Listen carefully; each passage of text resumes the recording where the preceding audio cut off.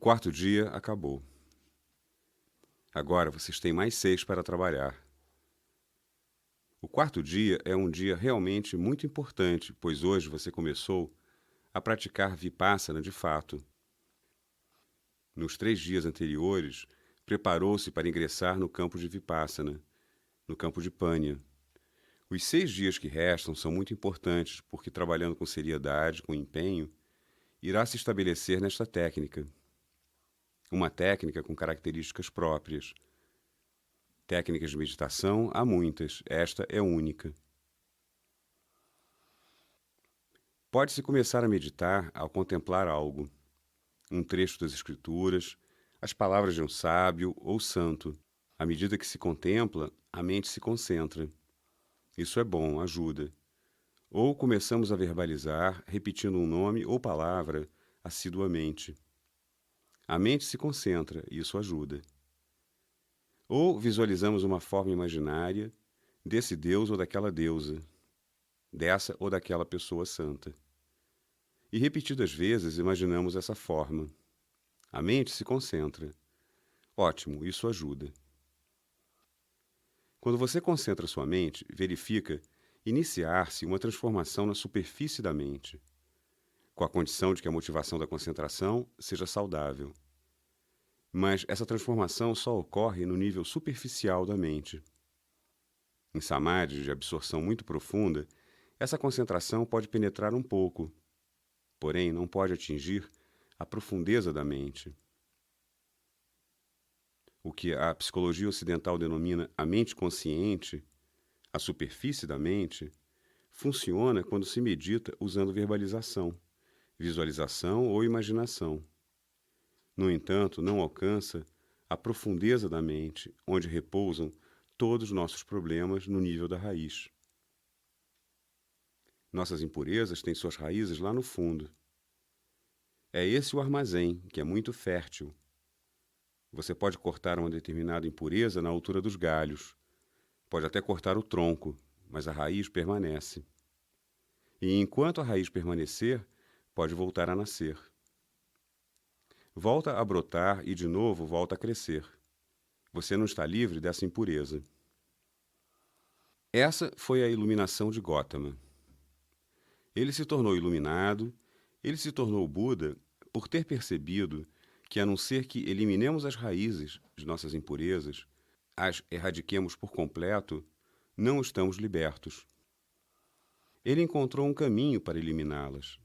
Trabalhou nisso, libertou-se, e então, com toda a compaixão, com todo o amor e toda a boa vontade, começou a distribuir esse caminho. Somos afortunados por termos essa mesma técnica. Hoje, a maioria de vocês deu o primeiro passo na trilha de Vipassana. A maioria de vocês, pela primeira vez, se banhou no Ganges do Dhamma interno, no Ganges da realidade.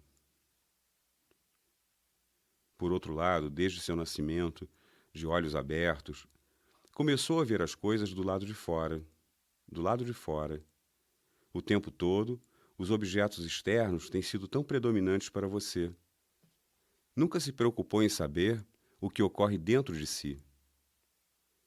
Mesmo que tenha tentado meditar de olhos fechados, trabalhou com esses objetos externos, coisas que leu, que ouviu, que viu. Contemplou tudo isso.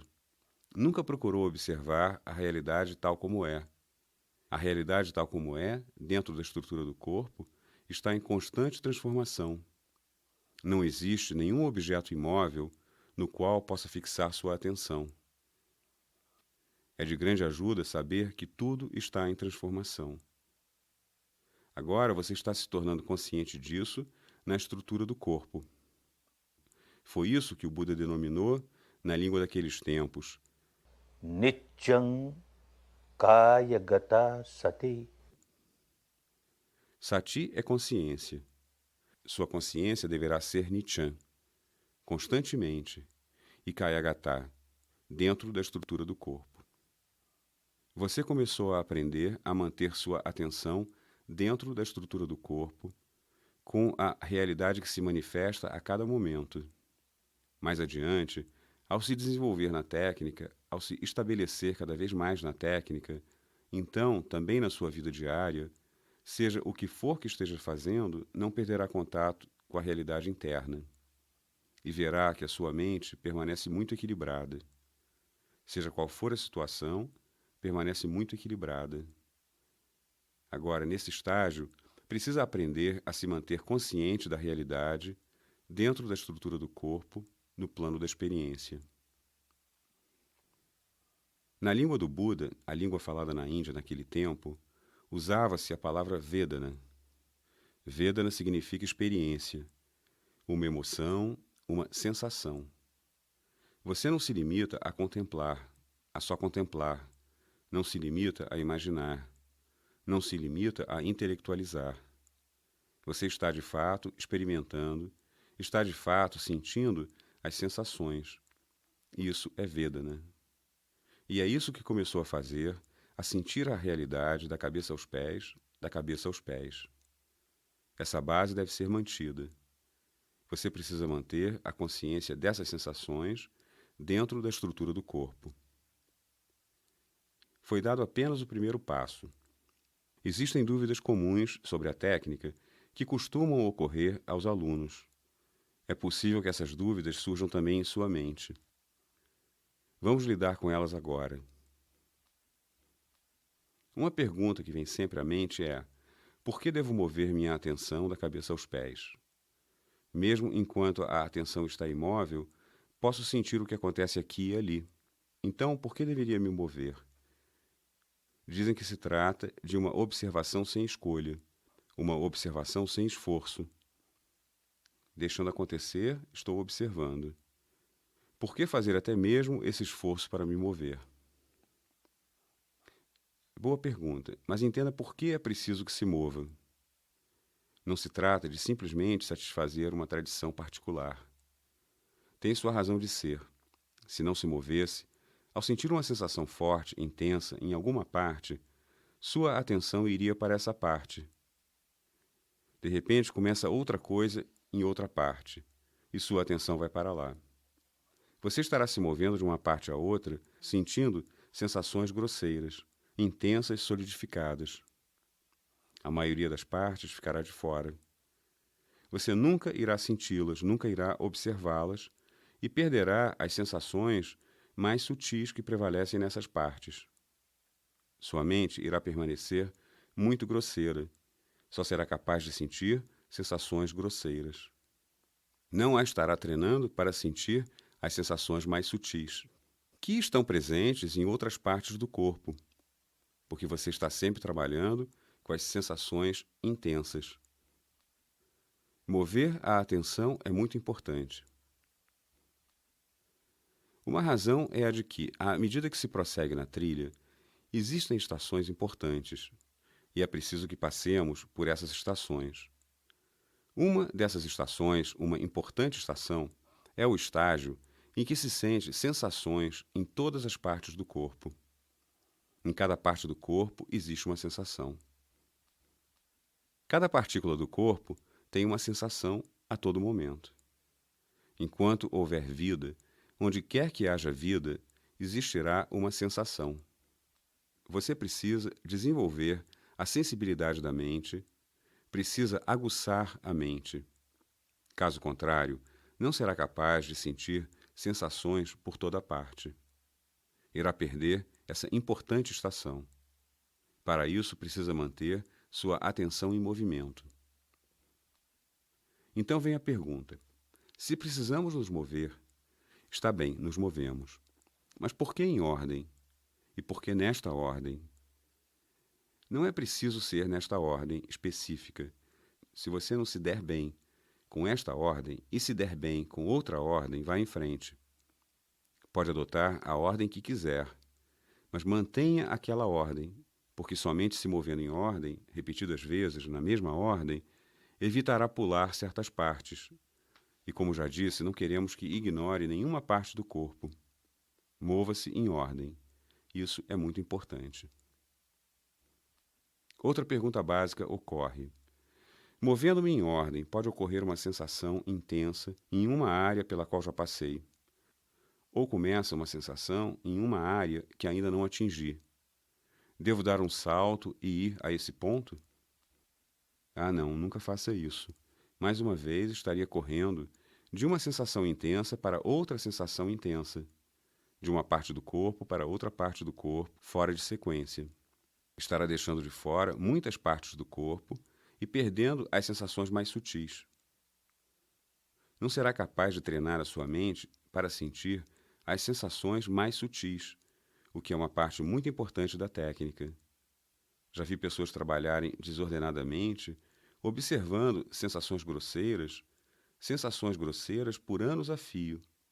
Após anos de prática, ainda não alcançaram o estágio em que são capazes de sentir todo tipo de sensações, especialmente as sensações mais sutis, as partículas.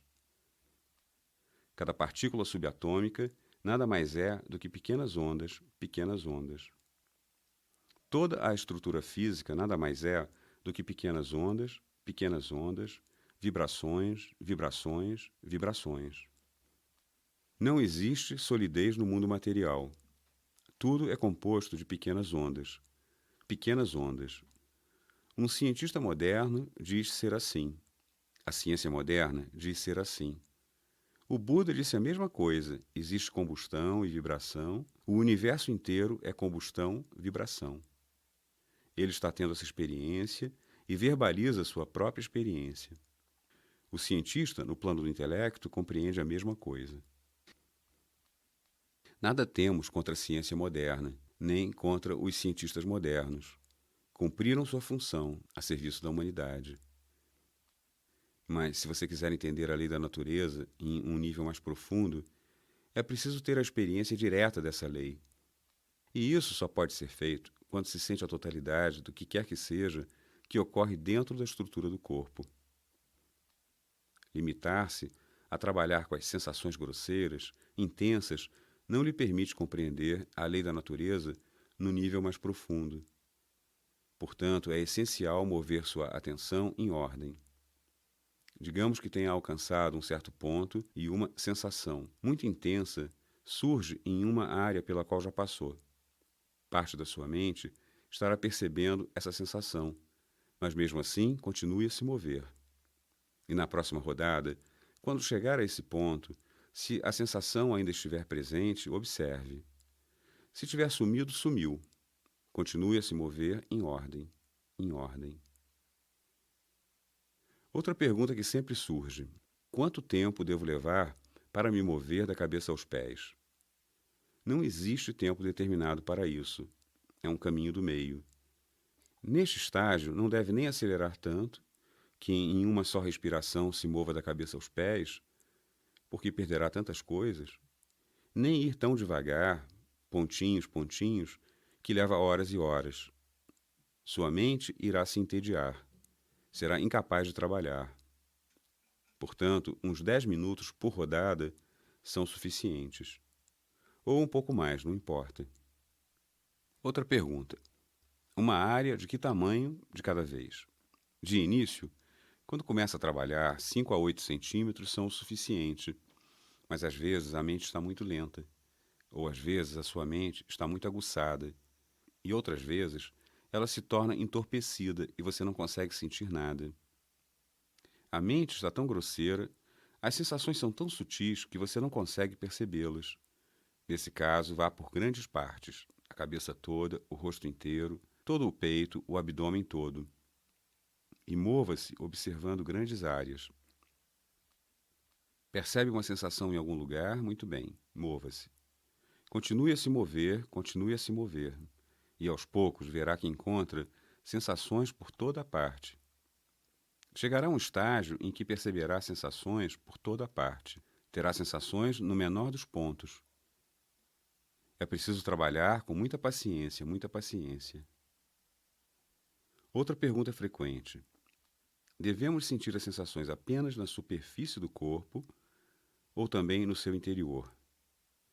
Nesse estágio, começando a trabalhar com essa técnica, é melhor trabalhar primeiro com a superfície. No espaço desses 10 dias, a maioria de vocês talvez alcance o estágio em que serão capazes de penetrar e ir mais fundo lá dentro, de modo agudo, penetrante. Irão sentir sensações por toda parte, fora, dentro. Mas não agora. Deixe primeiro que sua mente se fortaleça o suficiente, que fique aguçada o bastante para sentir a realidade no plano da superfície. Claro, em alguns casos, acontece naturalmente. Um aluno relata ter começado a sentir alguma coisa no seu interior, sem problema. Se com naturalidade algo acontecer, aconteceu. Mas, nesse estágio, intencionalmente devem trabalhar na superfície do corpo. Um ponto deve ficar muito claro. O que é essa sensação? Se a palavra sensação estiver pouco clara em sua mente, pode estar apenas procurando algo e gerar confusão.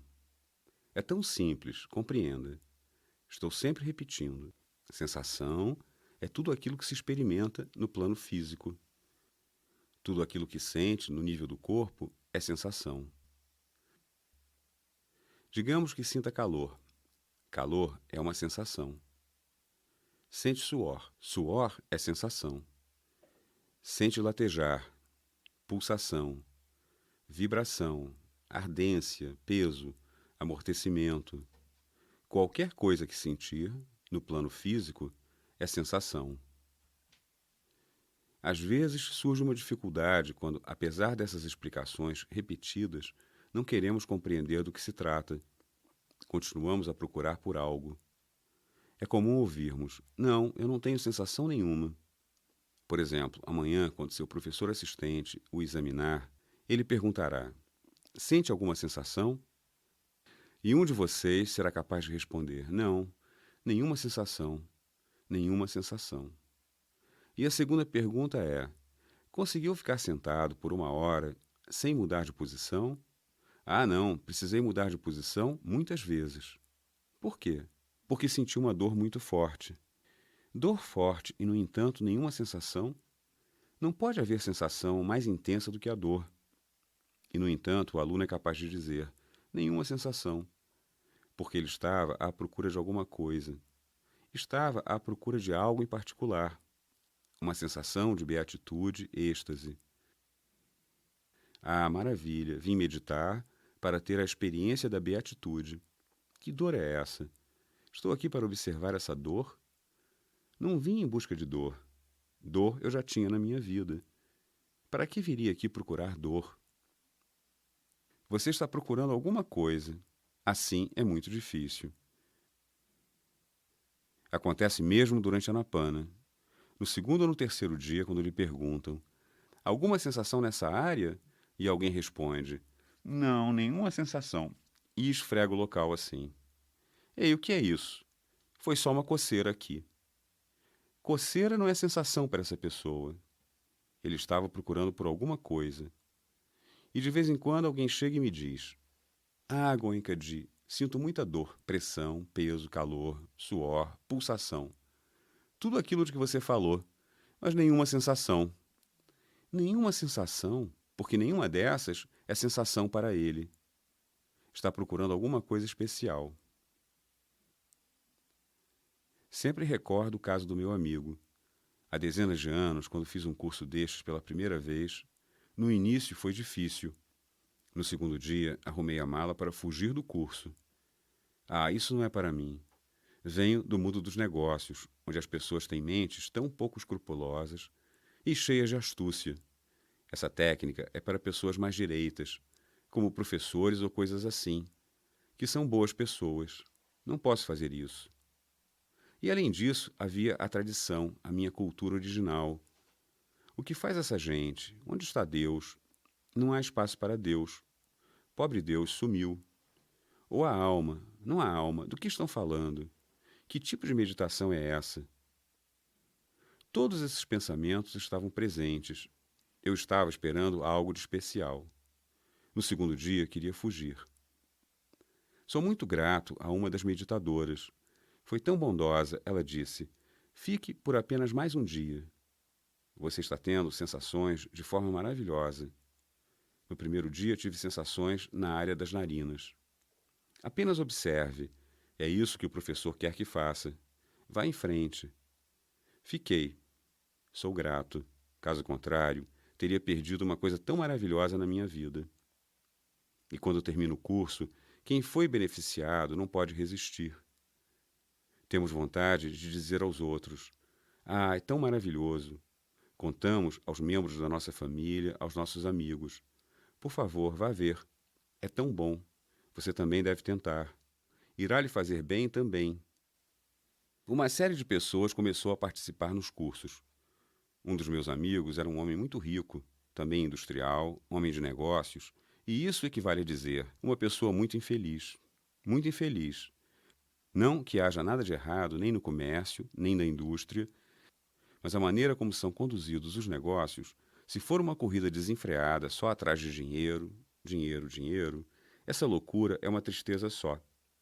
Como eu tinha vivido esse mesmo jogo, conhecia o sofrimento que é. Eu estava me livrando daquele sofrimento, por isso eu lhe disse: "Experimente você também." Ele recusou-se a aceitar. "Ah, você foi porque você tem enxaqueca." "Eu não tenho enxaqueca. Por que deveria ir?" Ele sofria de enxaquecas piores do que as minhas, e eu sabia disso. Mesmo assim, não ia. Levei 1 ano e meio para convencê-lo. "Só tente, experimente." E ele veio. Durante 2 dias, 3 dias, de alguma forma conseguiu trabalhar. No quarto dia, foi dado Vipassana. E no quinto dia, o professor fazia as rondas. Todo centro de meditação ideal deve ter celas individuais para meditação individual. Então, naquele centro de meditação, havia celas e o professor ia, a cada uma, orientar os alunos. Quando havia indianos que não entendiam bem o birmanês, eu ia junto para traduzir. Então fomos à cela do meditador que era meu amigo. O professor bateu à porta, ele abriu e a primeira pergunta foi: "Alguma sensação?" E ele disse: "Nenhuma sensação." Nenhuma sensação, e no entanto reparamos que tirou a camisa, a camiseta, o dote foi enrolado para não cobrir as pernas. Estava suando. "Ei, você está suando tanto?" "Sim, estou suando muito. Essa cela pequena é tão quente." "Ah, você tem calor." "Então, observe o calor. Observe o suor." E ele olhou para mim e olhou para o meu professor, como se a gente estivesse brincando. "Observar o calor? Eu vim aqui para observar o calor? Observar o suor? O que querem dizer?" E nós respondemos: "Bem, olhe, essa é a técnica. Precisa observar. Até agora esteve reagindo a essas sensações. Agora está aprendendo a observar." E ele se recusou a ouvir. "Eu vim até aqui. Se você me fizesse testemunhar a alma, ou Deus, então teria algum sentido. Mesmo se fosse para testemunhar o Buda, afinal nós o consideramos a encarnação de Deus Todo-Poderoso, nesse caso faria sentido. Caso contrário, para quê? De que nos serve observar esse calor?" Todo dia nós tentávamos explicar, e todo dia, quando perguntávamos: "Alguma sensação?" Sua resposta era: "Nada de especial." Nada de especial. Ele estava procurando alguma coisa de especial. Senti pena.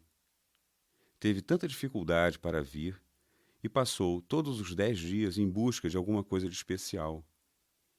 Não aconteceu nada de especial. A natureza estava se manifestando.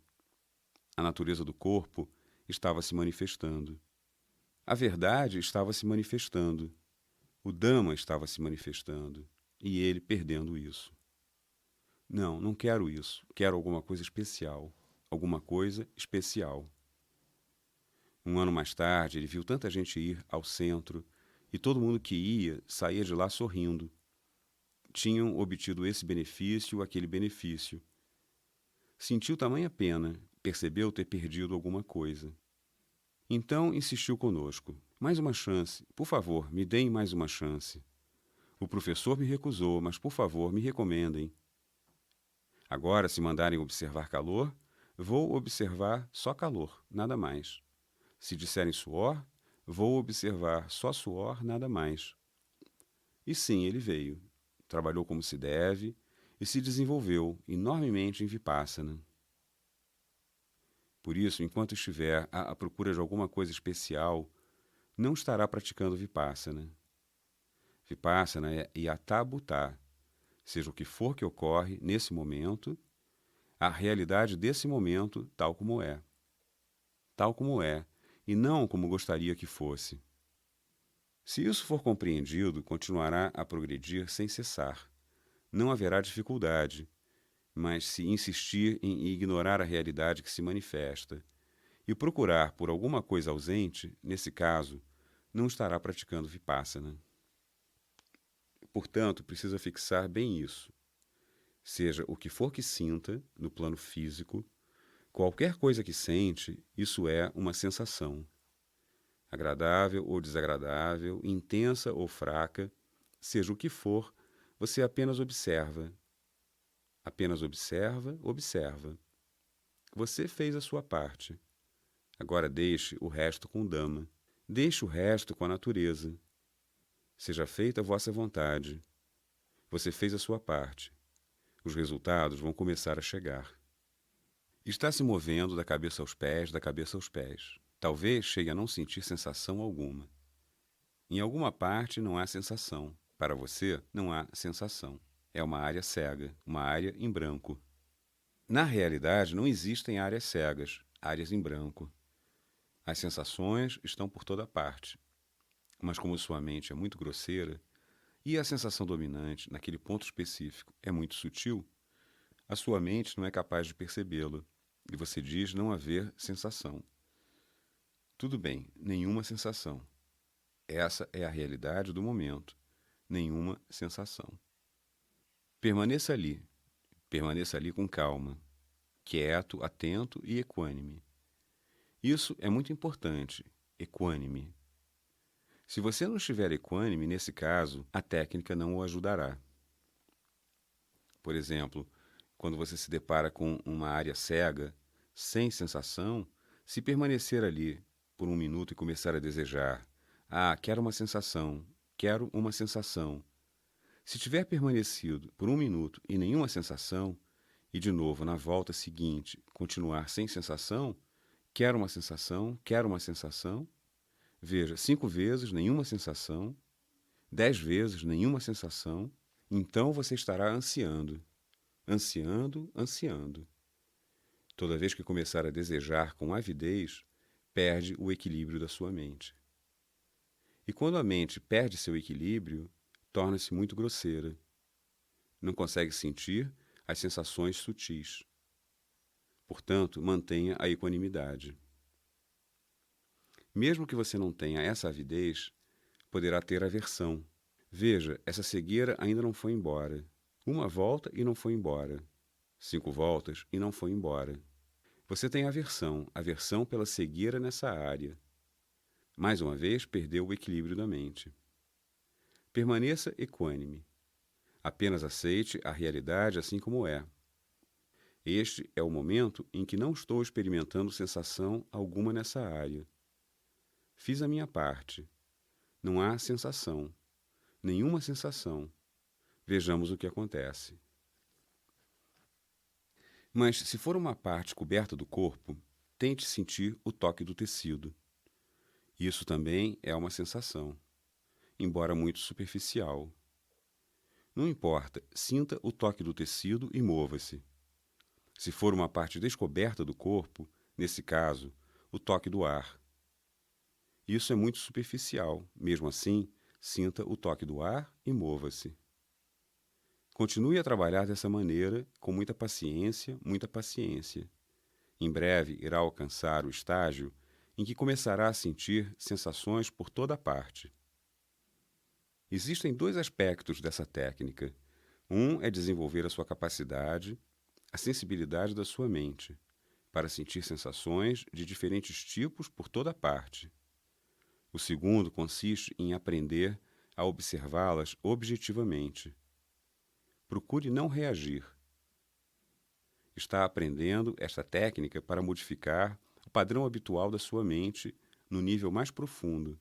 Esse nível mais profundo da mente, dito a mente inconsciente, na verdade, nada tem de inconsciente. A todo momento, dia e noite, sente, experimenta as sensações corporais.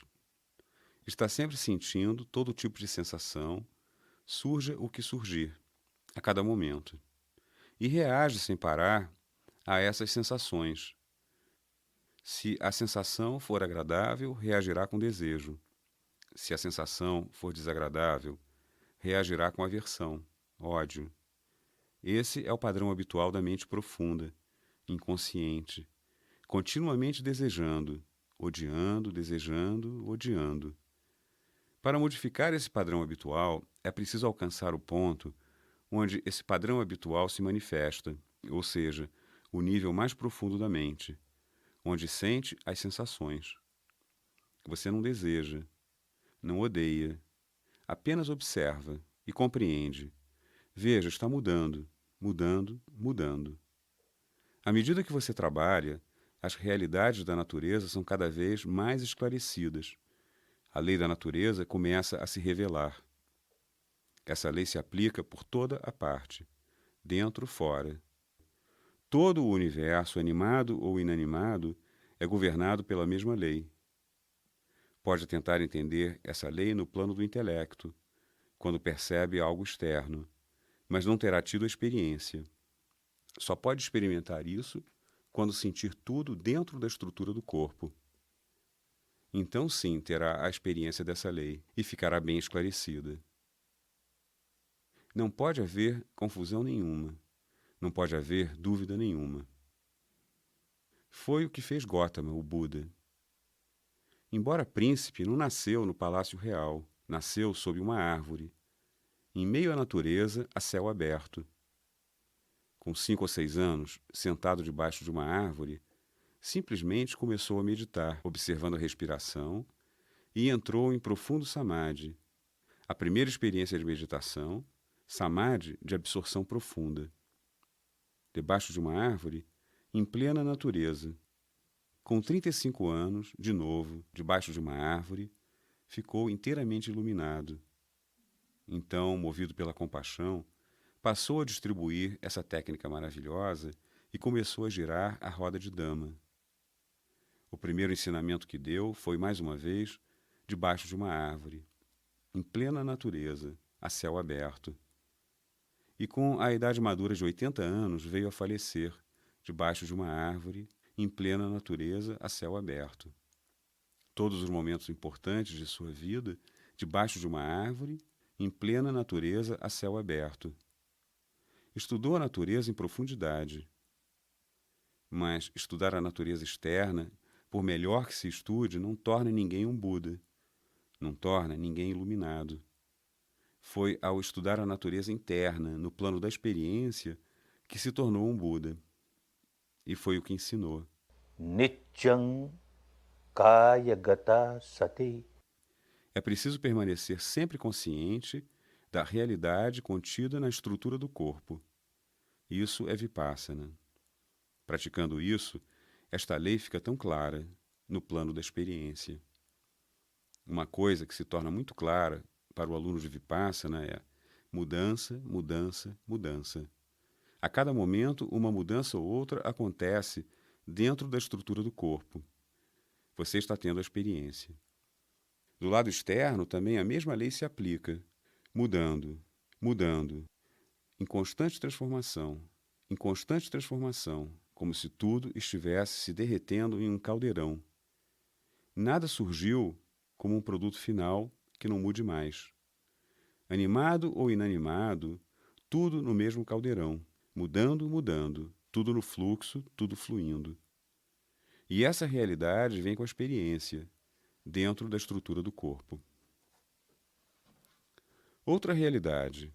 Aconteça o que acontecer, nada ocorre por acaso. Tudo o que acontece tem uma causa. Uma ou uma série de causas que produzem um efeito.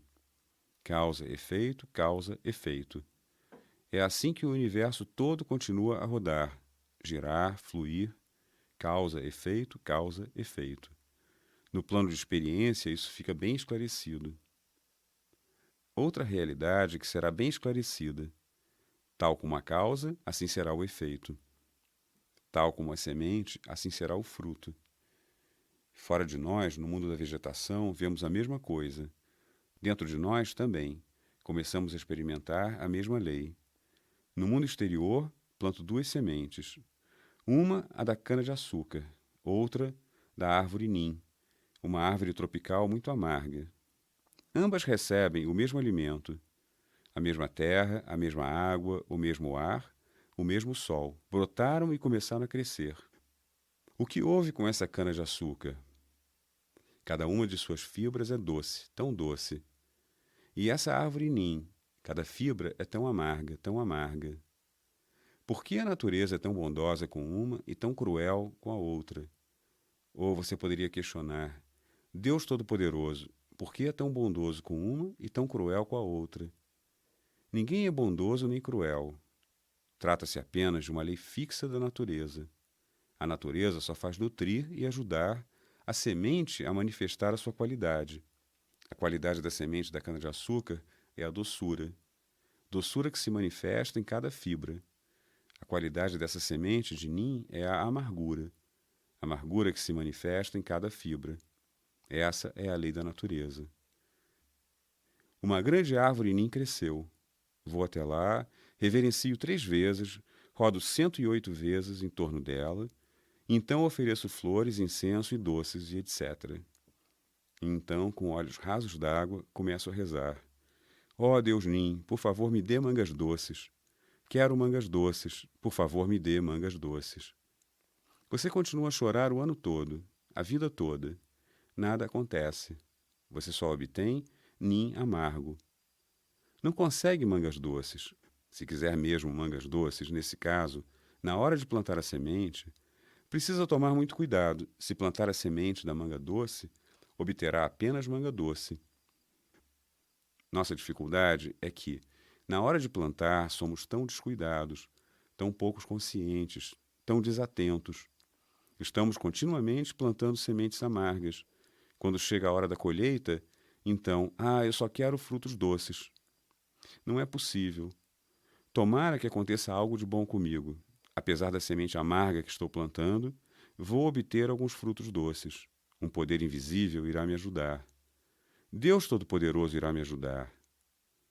Por que Deus Todo-Poderoso iria ajudá-lo? Por que não aos outros? Por você o louvar? Por procurar inflar o seu ego? E com isso torná-lo feliz? Ele irá ajudar você em vez dos outros? Quanto mais cedo sairmos dessa loucura, mais cedo começaremos a seguir a trilha da lei da natureza. Seja como for que planteie sementes, esse é o tipo de fruto que será inevitavelmente produzido. Portanto, preciso tomar muito cuidado ao plantar as sementes. Tanto mais cedo chegaremos à trilha da libertação. Caso contrário, continuaremos a rolar na ignorância. Só continuaremos a nos iludir, a nos enganar e a rolar no sofrimento. Assim não se sai do sofrimento. A lei da natureza é a lei da natureza. É universal, aplicável a todos. Tal como a semente, assim será o fruto. Assim como for a sua ação, será o resultado. Seja qual for o tipo de ação, o mesmo tipo de resultado é inevitável. Um incidente da época do Buda. Um dia, um rapaz muito jovem chegou chorando, chorando. Ei, o que houve? Senhor, ontem meu pai morreu. Bem, se morreu, morreu. Chorar não vai trazê-lo de volta. É inútil. Por que chorar? Senhor, vim com um pedido especial. Que pedido especial? Por favor, faça algo pelo meu pai, meu falecido pai. O que posso fazer pelo seu falecido pai? Pode fazer muito, senhor. O senhor é tão poderoso. Veja, esses sacerdotes comuns realizam certos ritos e rituais. E tão logo realizam esses ritos e rituais, recebe-se um visto de entrada para o céu. E se o senhor realizar uns ritos ou rituais pelo meu pai, ele não só vai obter um visto de entrada, vai obter um visto de residência para o céu. Por favor, senhor, faça algo pelo meu pai. O Buda sabia que era inútil argumentar. O rapaz estava emocionado demais. O Buda tinha sua própria maneira de explicar as coisas. Ele disse: tudo bem, vá até o mercado, compre 2 potes de barro. O rapazinho ficou muito feliz. O Buda agora irá realizar um rito e ritual pelo meu pai. Comprou 2 potes de barro. Encha um com manteiga. Nós a chamamos de ghee. Encha outro com pedregulhos. Feito. Feche os 2 e sele bem. Feito. Agora coloque os 2 nesse laguinho aqui perto. Colocou. E com o peso afundaram. Traga um pedaço de madeira grande e forte. Bata nos potes. Parta os potes. O jovem partiu os potes. Estava tão feliz. O Buda está realizando um rito ou ritual maravilhoso para o meu pai. A Índia é uma terra vasta e uma terra muito antiga. Terra de diversidades, terra de extremos. Lá você encontra gente que atinge o estágio da plena iluminação, como o Buda, e encontra pessoas tão ignorantes, entregues a todas essas fés cegas, crenças, dogmas, etc. E existe uma crença segundo a qual, quando morre o pai ou a mãe, o filho coloca o cadáver na pira funerária e o incinera. Quando estiver queimado pela metade, pega um pedaço de madeira e bate no crânio, partindo-o. A crença é que quando o crânio for partido, o portão do céu é partido, e somos admitidos ao reino dos céus. E o rapazinho pensou: agora, como meu pai morreu, e seu corpo foi incinerado ontem, como símbolo, o Buda me fez quebrar esses potes de barro. Ele fez isso. Do que continha manteiga, saiu manteiga e começou a flutuar na superfície. Já o que continha pedregulhos, esse permaneceu no fundo do lago. Agora, disse o Buda, esse tanto eu fiz. Agora chame todos os seus sacerdotes. Deixe que venham. Deixe que venham aqui e rezem. Ó pedregulhos, subam, subam à tona. Ó manteiga, desça, desça. Quero ver se isso acontece. Como, senhor? O senhor está brincando? Será possível? Isso não é possível, senhor. Isso é contra a lei da natureza. Os pedregulhos são mais pesados do que a água. Estão fadados a permanecer no fundo. Não podem boiar, senhor. E a manteiga é mais leve do que a água. Vai continuar a flutuar. Não pode afundar. Meu jovem, você conhece tão bem a lei da natureza e, no entanto, não quer entender que a lei da natureza se aplica a todos. Se seu pai sempre praticou ações que eram como pedregulhos e pedras, era inevitável que afundasse. Quem pode trazê-lo à tona? Por outro lado, se seu pai sempre praticou ações leves como a manteiga, está fadado a subir. Quem irá puxar as suas pernas? Nós não procuramos entender nossa dificuldade. Procuramos depender de alguém. Algum poder invisível fará algo por mim. No entanto, nada fazemos para mudar nosso padrão de comportamento, nossas ações. E é por isso que continuamos a rolar no sofrimento. Sofrimento após sofrimento, sofrimento após sofrimento. Quanto mais cedo compreendermos essa lei da natureza, quanto mais cedo começarmos a viver uma vida alinhada com essa lei da natureza, tanto mais cedo começaremos a sair da ignorância, a sair do sofrimento, a desfrutar da vida de bondade. Uma vez que concordamos que preciso tomar cuidado com as minhas ações, surge a pergunta: o que é a ação? O que é a ação que dá fruto? Existem 3 tipos de ações: ação física, verbal e ação mental. É muito comum acreditar que a ação física é muito importante, a verbal menos e a mental menos importante ainda. Mas quando começamos a observar a verdade interior, como fez essa pessoa que se iluminou, torna-se muito claro que a ação mental é a mais importante de todas, não a verbal nem a física. As ações verbais e físicas têm seus próprios efeitos, mas a mais importante é a ação mental. Tudo se inicia na mente. Depois vai se intensificando e a ação mental se transforma em ação verbal. Intensifica-se mais ainda e se transforma em ação física. A ação verbal e a ação física nada mais são do que projeções da ação mental. São apenas uma régua para se medir a intensidade da ação mental. A ação mental é a mais importante. Um exemplo. Vejo alguém com quem tenho mais relações. Assim que o vejo, minha mente começa a trabalhar. Cheia de raiva, raiva. Uma ação mental pouco saudável teve início. vai se intensificando e se manifesta como ação verbal. Eu grito com essa pessoa, a maltrato. Uma ação verbal pouco saudável resultou. Torna-se cada vez mais intensa e se manifesta como uma ação física pouco saudável. Bato nessa pessoa. Se tiver uma arma, dou-lhe um tiro. Mato. Ação física nada saudável. O que é essa ação verbal pouco saudável ou essa ação física? É mera projeção da ação mental.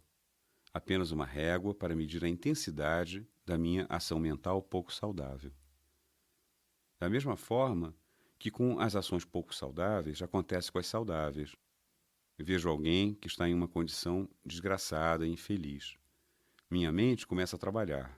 Compaixão, compaixão. Quando se intensifica, essa ação mental saudável se manifesta como ação verbal. Digo algumas palavras, palavras bondosas, palavras amorosas, palavras compassivas.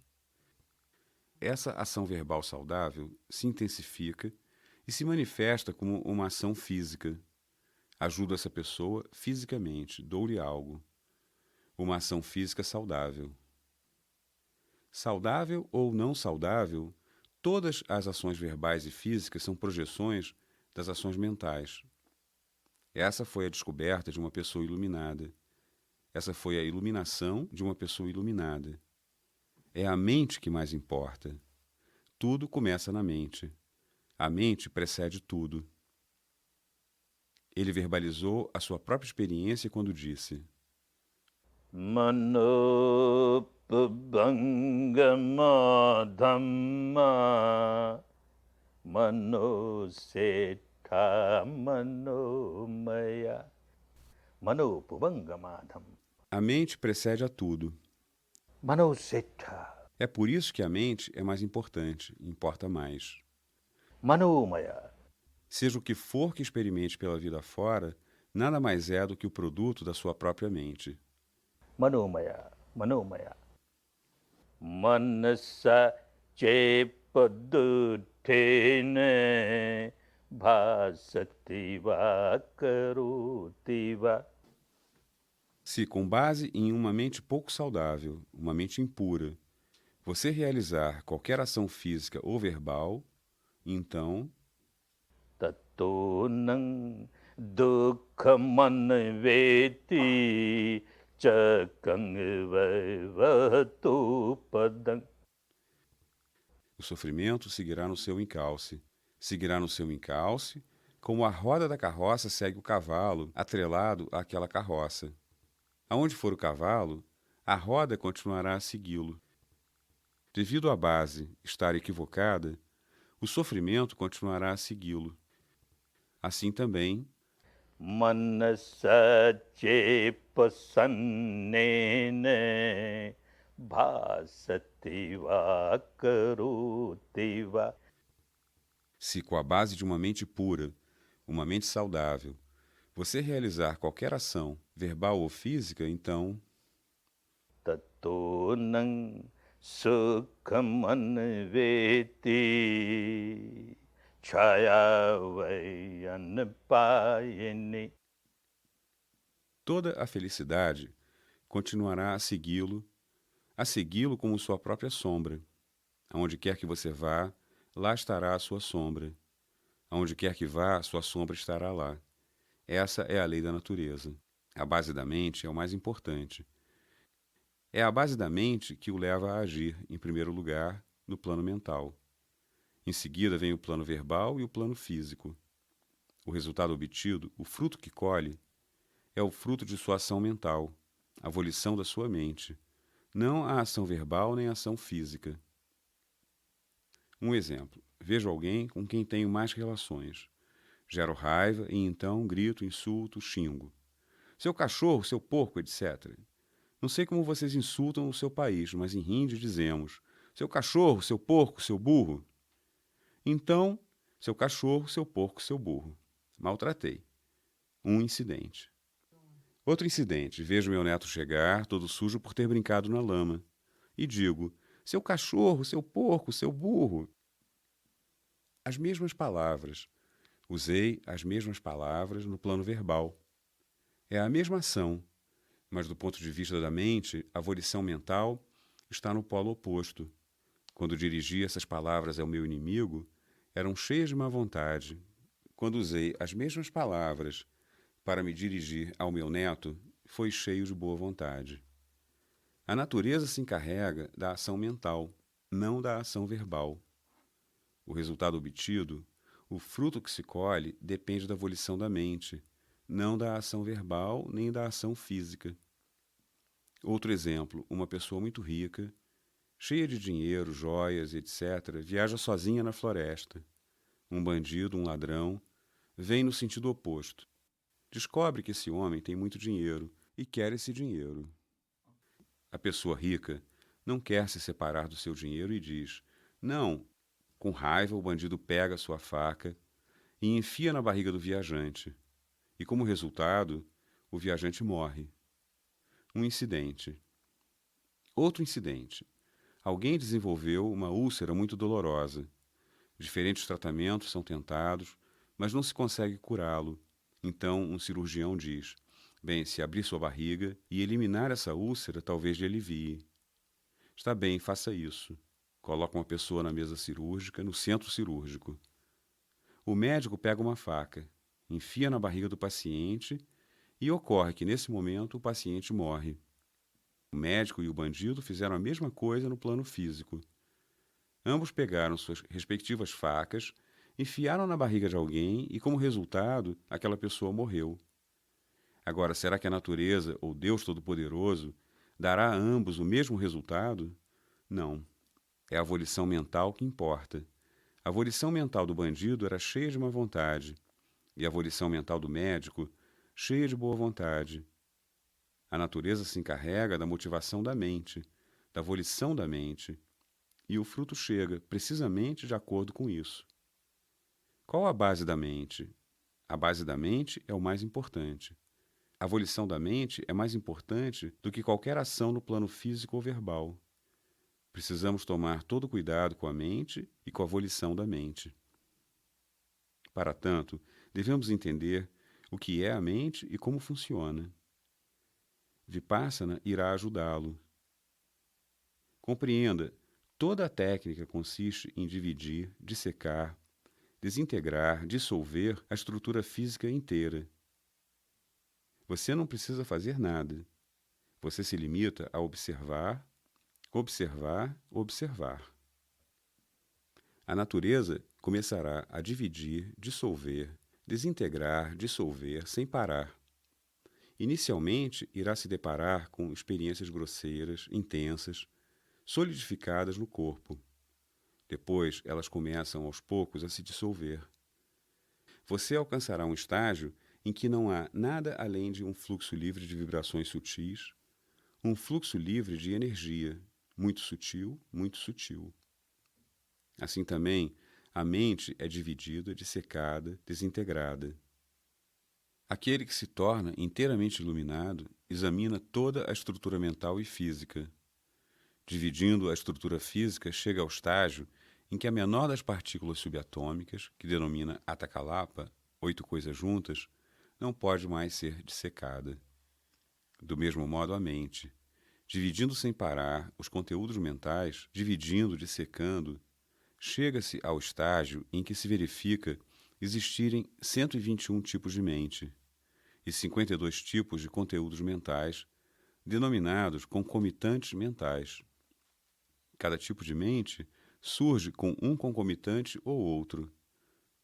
Neste estágio, quando ainda estão no jardim de infância de Vipassana, nem adianta tentar lembrar esses 52 e 121 tipos de mente e conteúdos mentais. Já as 4 principais partes da mente, isso você pode entender, e também pode entender como funcionam. Você as estará experimentando e isso será de grande ajuda. Os 4 principais segmentos da mente. O primeiro segmento da mente, no idioma daqueles tempos, era dito vijnana. A melhor tradução para isso é consciência. A tarefa da primeira parte da mente, consciência, é conhecer.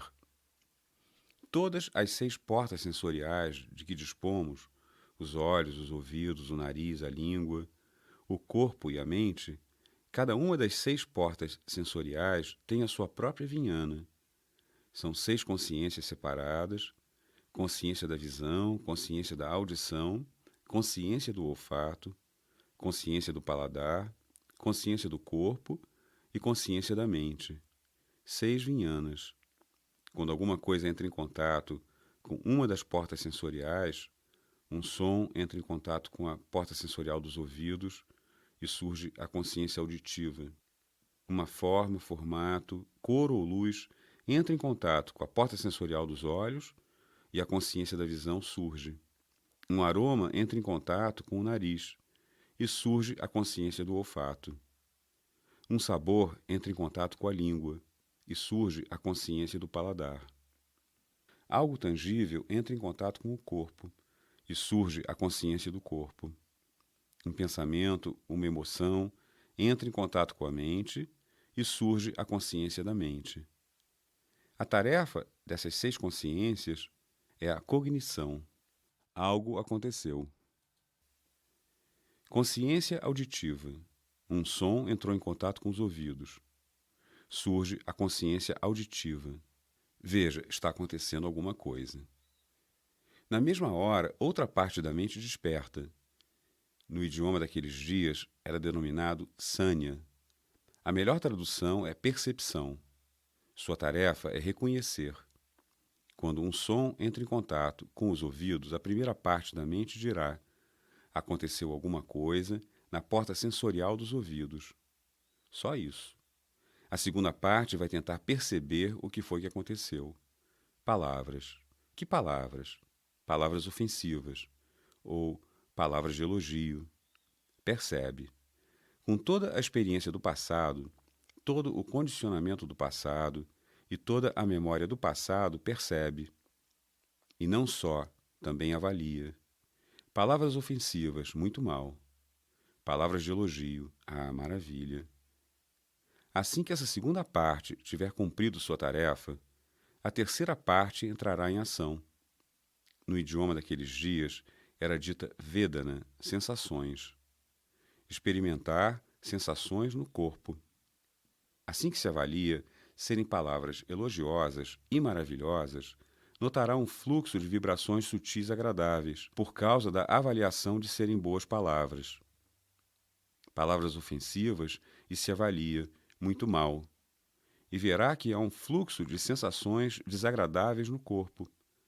A terceira parte da mente experimenta as sensações no corpo, agradáveis, desagradáveis. E então, imediatamente, a quarta parte da mente desperta. No idioma daqueles dias, era denominada Sankara. Sua função é reagir. Gravem esta palavra.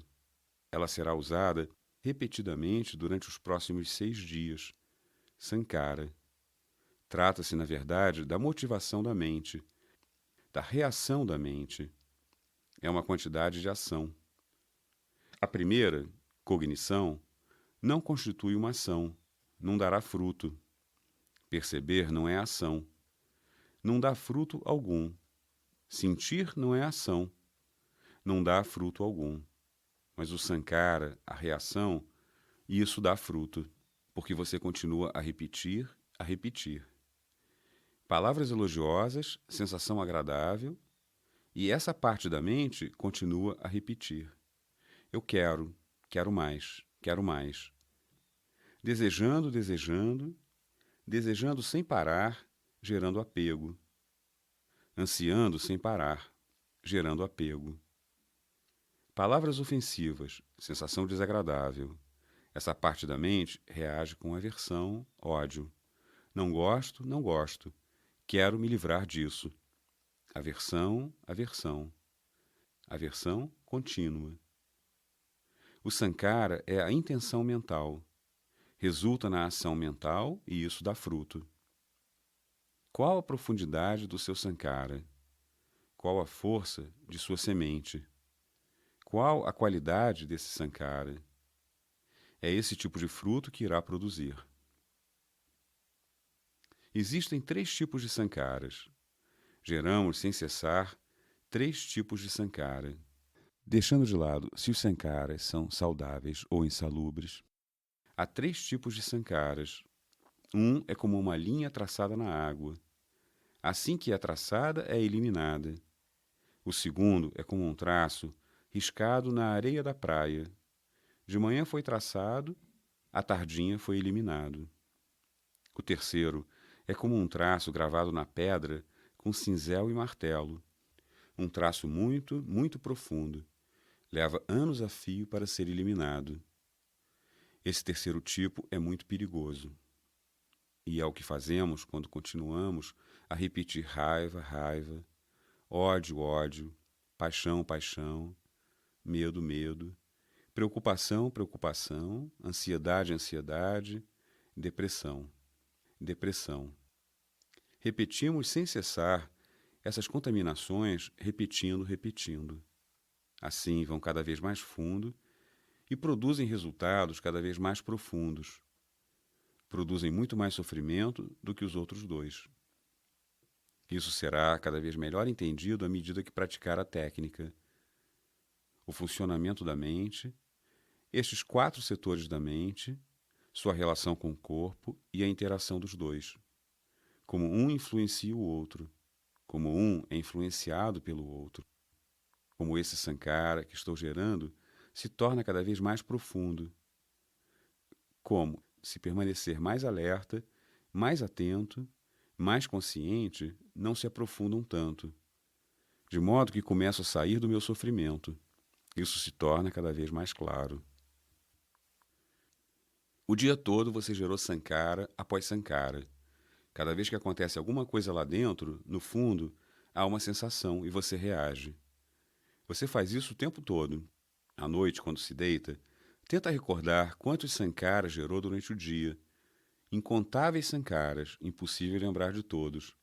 Só se lembrará de 1 ou 2 que deixaram uma impressão mais forte. Ah, hoje fiz isso que não devia ter feito. Reagi dessa maneira quando não devia ter reagido dessa maneira. Só 1 ou 2. No final do mês, tenta recordar esses sankharas profundos. Cada dia, 1 ou 2. No fim do mês, nem 30 nem 60. No fim do mês de novo, 1 ou 2, que foram muito profundos pelo mês inteiro. No fim do ano também, só 1 ou 2, que foram muito profundos pelo ano todo. Assim também, no fim da vida, queira ou não queira, um sankhara que for muito profundo virá à superfície. Na hora da morte, naquele momento, aquele momento mental carrega esse tipo de sankhara. A próxima mente é filha desta mente. A primeira mente da próxima vida nasce da última mente desta vida. Tal pai, tal filho. E vai levar consigo todas as qualidades, positivas ou negativas. Se essa última mente for repleta de pedras e pedregulhos, a próxima, ou seja, a primeira mente da vida seguinte, será igualmente repleta de pedras e pedregulhos. Sofrimento, nada além de sofrimento. E se a última mente desta vida for repleta de manteiga, leve, nesse caso, a mente seguinte será automaticamente repleta de manteiga. É o resultado da última mente. A última mente é muito importante. Isso significa que precisamos aprender a morrer.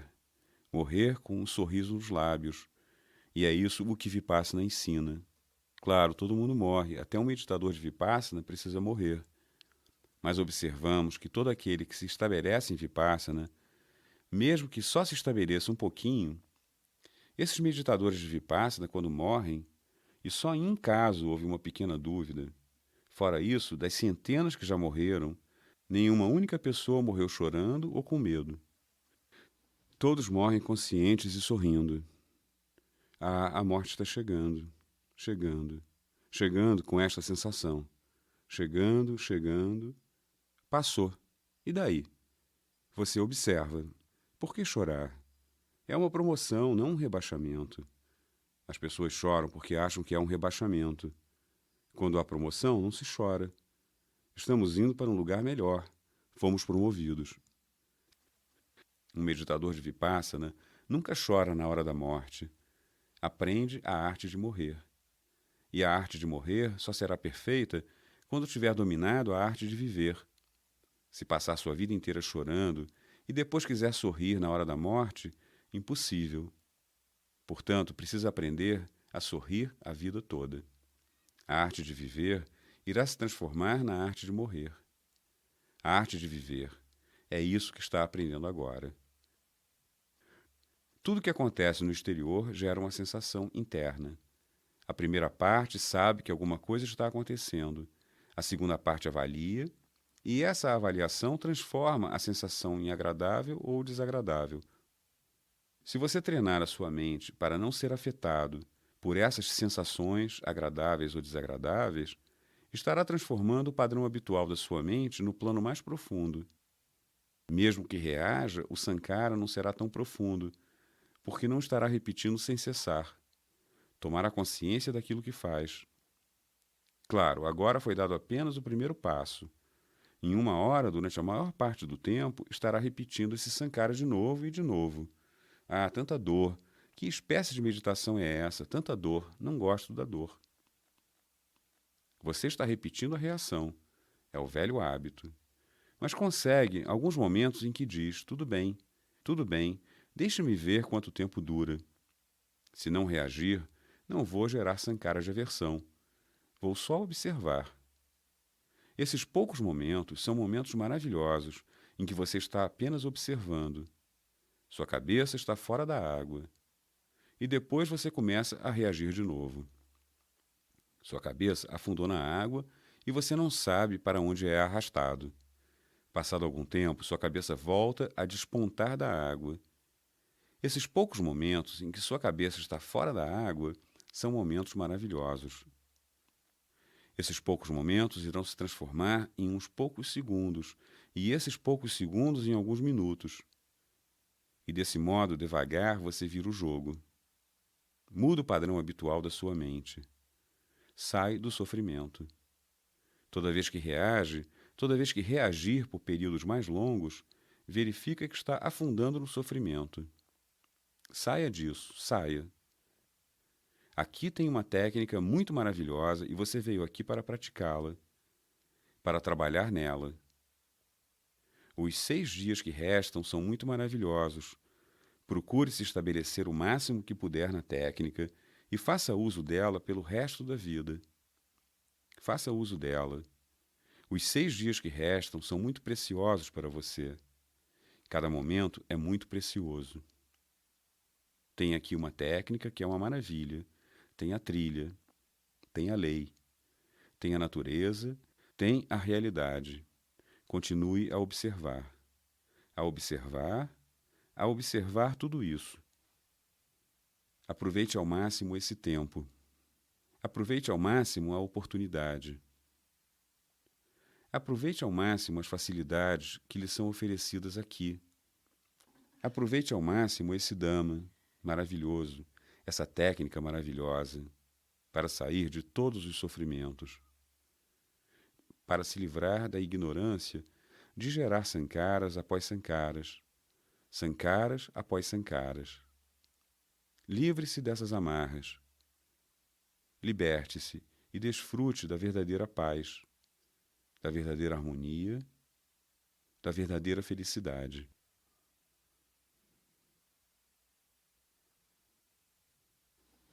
The